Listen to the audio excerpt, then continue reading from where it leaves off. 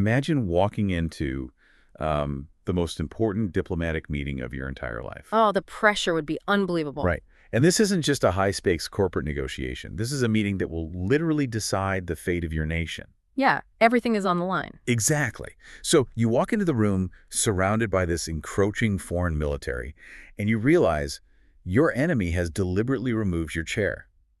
Wow. They want you to stand while they sit, purely to humiliate you, before the conversation even begins.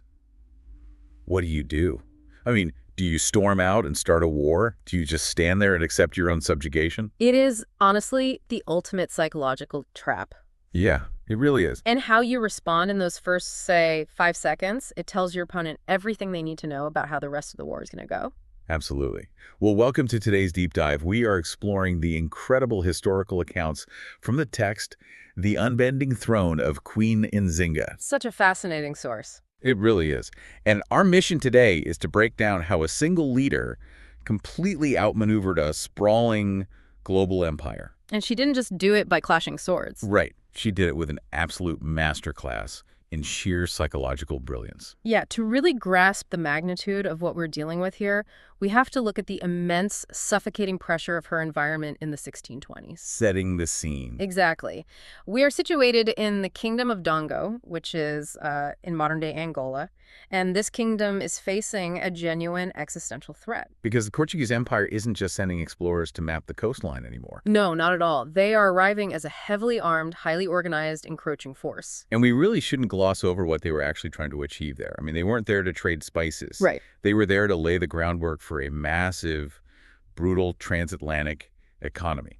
Like, they wanted land and they wanted human beings to enslave. That context is so vital. The Portuguese brought a very specific three-pronged toolkit for domination. Okay, what were the prongs? Well, first, they brought military force with their guns. Second, they brought religious authority with their priests, basically demanding ideological submission. And the third? Perhaps most insidiously, they brought contracts. Paperwork. Yeah, but these are legal documents drafted with intentional loopholes. They were agreements designed to look like treaties of friendship, but they were actually structured to legally trap local rulers into vassalage. Wow. So Ndongo is in the crosshairs of a global superpower using law, religion, and gunpowder all at once. Exactly. It's a terrifying position. And at this moment, Nzinga's brother is on the throne. But his grip on power is, well, it's incredibly shaky. Very shaky. The snare is tightening, and he needs to send an envoy to negotiate with the Portuguese governor in Luanda. And he doesn't just send any diplomat. No, he sends his sister. He recognizes her as his absolute sharpest mind. Okay, let's unpack this, because this sets up the defining moment of Nzinga's historical entrance. It really does. If we want to understand how she fought an entire empire for decades, we actually have to watch how she dominates a single room. Right. So when Nzinga arrives for this negotiation, the Portuguese governor attempts that exact psychological trap you mentioned at the start. The missing chair. Yes. He is seated in this plush velvet chair, flanked by his soldiers, and he offers her literally nowhere to sit. Which feels so incredibly petty. I mean, it's like a middle school bullying tactic, but with geopolitical stakes. It is petty, but it's also highly calculated diplomacy. How so? By forcing a visiting royal to stand while he remains comfortably seated, the governor is attempting to establish a very clear physical and psychological hierarchy. Right, without uttering a single word. Exactly. He is dictating the reality of the room. He's saying, I am the supreme authority, you are a subordinate petitioner, and you exist in my space entirely on my terms. It's a brilliantly toxic move. Yeah. Because it creates a lose-lose scenario for her. Completely. If she complains about the lack of a chair, she looks weak, emotional, rattled. And if she just stands there awkwardly, she implicitly accepts their dominance. Right. She'd be starting the negotiation from a position of submission. But Nzinga, she doesn't argue. She doesn't raise her voice at all. She simply commands one of her attendants to get down on his hands and knees, and she calmly sits on his back. What's fascinating here is the sheer speed of her strategic calculation. Yeah, it's instant. She recognizes that power in that room isn't about the physical piece of furniture, it's about eye level. Right. She doesn't ask the governor for permission to sit. She refuses the premise of their dominance entirely. She manufactures her own seat of power on the spot. Putting yourself perfectly level with the governor. Eye level, equal, untouchable. I keep thinking about this like like walking into a hostile corporate boardroom. Oh, that's a great comparison. Like the executives have literally removed your chair just to mess with you. And Yeah. instead of complaining to HR, you casually build a throne out of their expensive office furniture. Just stacking up printers and briefcases. Right. And you sit down right across from the CEO and look him dead in the eye. You don't just solve the seating problem. You send a chilling message. Exactly. You prove that their games are completely ineffective. And that message resonated. That single action warned the Portuguese that they were dealing with someone who understood the architecture of power way better than they did. A completely bloodless victory. Yeah, she established an absolute boundary. She would not negotiate as a subject. That room dynamic is incredible. But peace, unsurprisingly, doesn't last.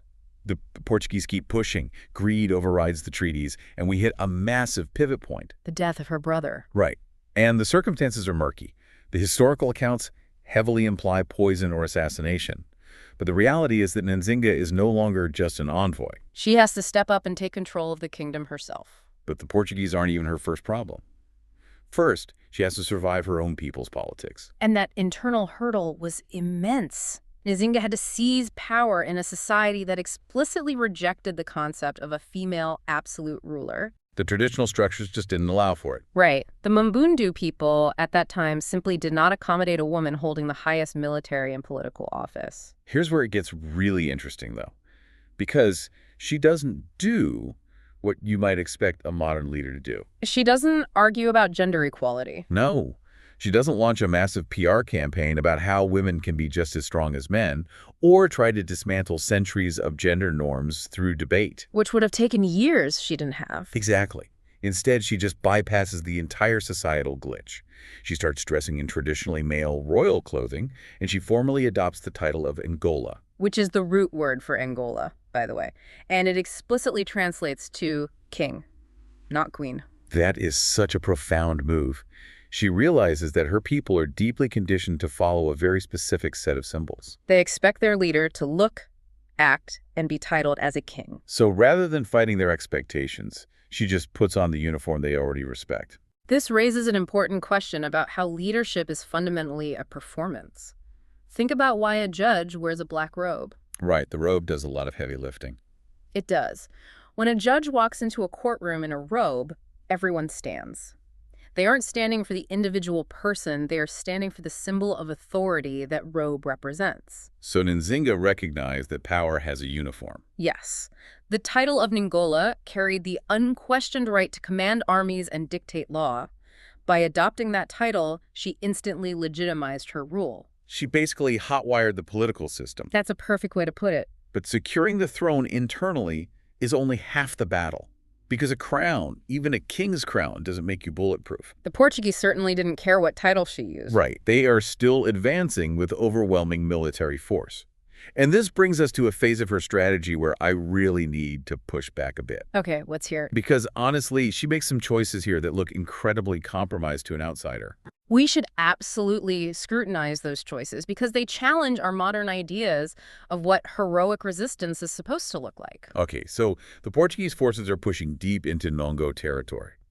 Nzinga realizes she can't win a traditional stand-and-fight war against European firearms. The technological gap was just too wide. So she aligns herself with a group called the Imbangala.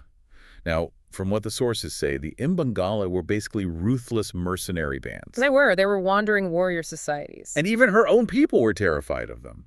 Yet she brings them into her fold. To me, that sounds like a massive ethical compromise. It's definitely jarring. It's like the mayor of a city hiring a notoriously violent cartel to act as the police force. It is incredibly harsh, I agree, but we have to view this through the lens of pure survival. Okay, survival at all costs. Exactly. The Imbangala lived entirely for war. They were highly disciplined, shockingly brutal, and most importantly, they were the one group that truly terrified the Portuguese soldiers. Fighting fire with fire. Yes. Nzinga didn't just hire them, she embedded herself in their culture. She learned their military tactics and integrated their ferocity into her own forces. So she adapted to the reality of the threat. She realized that to fight an empire that was perfectly willing to enslave her entire population, she had to become harder and more dangerous than the world trying to break her. I get the military necessity, I really do. But it doesn't stop there. the pressure gets worse, and she essentially abandons Ndongo. She moves her base. Right, she shifts her entire kingdom eastward to Matamba. And, perhaps most shockingly, she converts to Christianity. She gets baptized. By the very people trying to conquer her. So playing devil's advocate here, how is that not surrendering? She gave up her ancestral land and bowed to their foreign religion. It is totally understandable to view that as a retreat or like a loss of her identity. But if we connect this to the bigger picture of 17th century geopolitics, we see that it wasn't a surrender at all. Really? What was it then? It was the absolute pragmatic weaponization of her enemy's own systems. Okay, explain the conversion first. Why would she get baptized? Yeah. Just to appease the Portuguese priests. Much more than that. Under the international legal frameworks recognized by European powers at the time, the Pope had laid down rules regarding the treatment of fellow Christian monarchs. Wait, so getting baptized changed her legal status internationally? Yes. By officially becoming a Catholic monarch, Nzinga created an incredibly powerful diplomatic shield.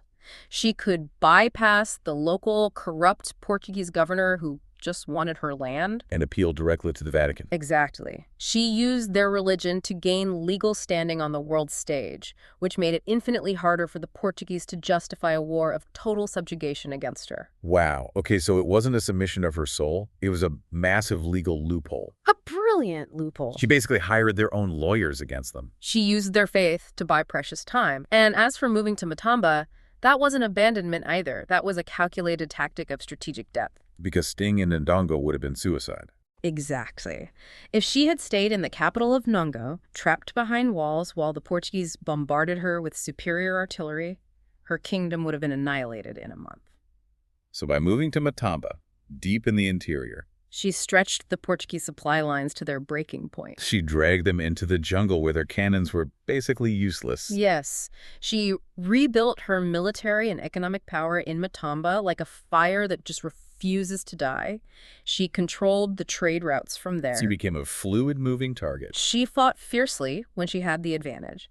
She used her Catholic status to force peace treaties when she needed to rebuild, and she simply retreated into the landscape when they brought overwhelming force. It's pure pragmatism over purity.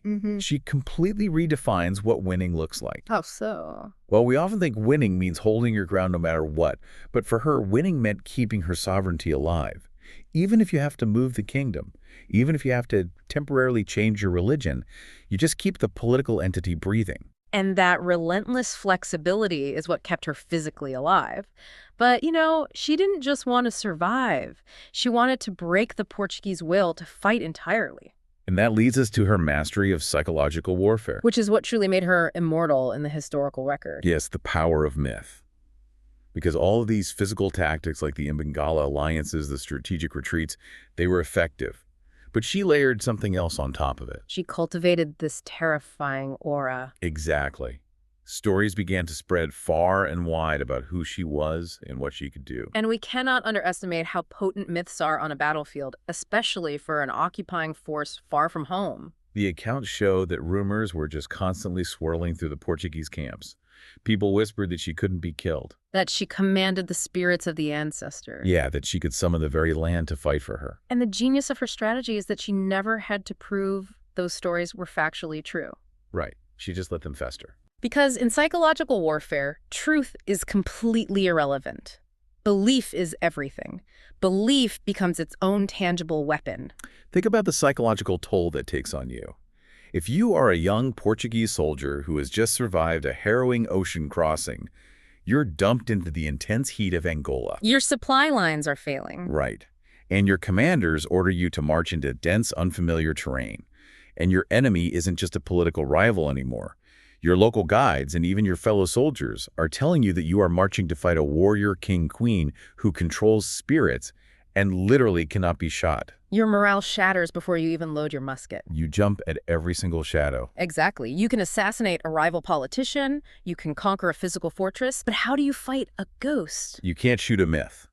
By allowing, and probably actively encouraging, these supernatural rumors to flourish, she created a psychological force field. She transformed herself from a mere monarch into a living symbol of resistance. She was an intelligence that could not be outsmarted, and a courage that endured decade after decade. For the Portuguese, she became an unsolvable Ugh. problem. Every time they thought they had cornered her, she negotiated her way out. Every time they thought they had defeated her military, she melted into the interior and returned stronger. So what does this all mean? When we look at this entire tapestry, the brilliant physical defiance of the human throne, the hacking of the king's title to unite her people, The ruthless pragmatism of her alliances. and the weaponization of her own mythology, the staggering reality here is the sheer scale of her endurance. It's unmatched. A global empire crossed the ocean with the world's most advanced weapons, bottomless wealth, and a mandate to conquer. And yet this one individual stood in their way for nearly 40 years. 40 years of relentless pressure. And she didn't survive by relying on blind luck. She survived by a sheer adaptable will. It is almost impossible to overstate how rare that is in history. To hold off a superpower for 4 decades requires an intellect that is constantly evolving. True power is not static. Nzinga proved that power is the ability to adapt to the exact shape of the threat in front of you. Meeting them where they are. Right. When the Portuguese tried to humiliate her physically, she reframed the space. When her own society's traditions tried to restrict her, she adopted a new uniform. When the military odds were insurmountable, she changed the battlefield entirely. And adopted their legal and religious systems to stall their advance.